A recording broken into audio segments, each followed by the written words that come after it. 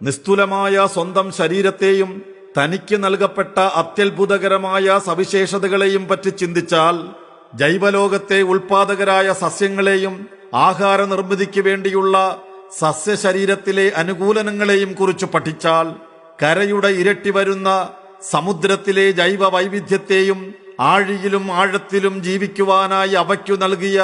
സവിശേഷതകളെയും പറ്റി മനസ്സിലാക്കിയാൽ, വിമാന നിർമ്മാണത്തിന് മനുഷ്യരെ പഠിപ്പിച്ച പറവകളിലെ പറക്കാനുള്ള കഴിവുകളെയും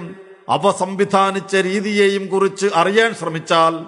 തേനീച്ചയെപ്പോലെയുള്ള ചെറുപ്രാണികൾക്ക് പോലും നൽകപ്പെട്ട അനുകൂലനങ്ങളെയും പ്രകൃതിയിൽ അവ നിർവഹിക്കുന്ന ധർമ്മങ്ങളെയും അപഗ്രഥിച്ചാൽ, പരിസ്ഥിതി സന്തുലനത്തിനായി ഓരോ ജീവിയും നിർവഹിക്കുന്ന ദൗത്യങ്ങളെയും അവയ്ക്കനുസൃതമായി അവയ്ക്ക് ലഭിച്ച ജന്മവാസനകളെയും പറ്റി ചിന്തിച്ചാൽ,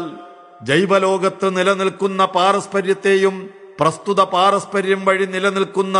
പരിസ്ഥിതി സന്തുലനത്തെയും വ്യക്തമായി അറിഞ്ഞാൽ, ജീവനു വേണ്ടി സൃഷ്ടിക്കപ്പെട്ട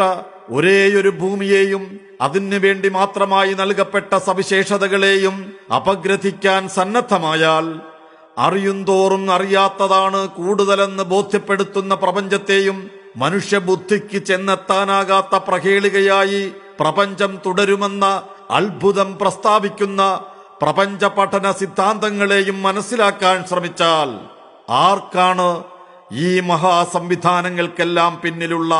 സർവശക്തനായ സ്രഷ്ടാവിനെ നിഷേധിക്കാൻ കഴിയുക?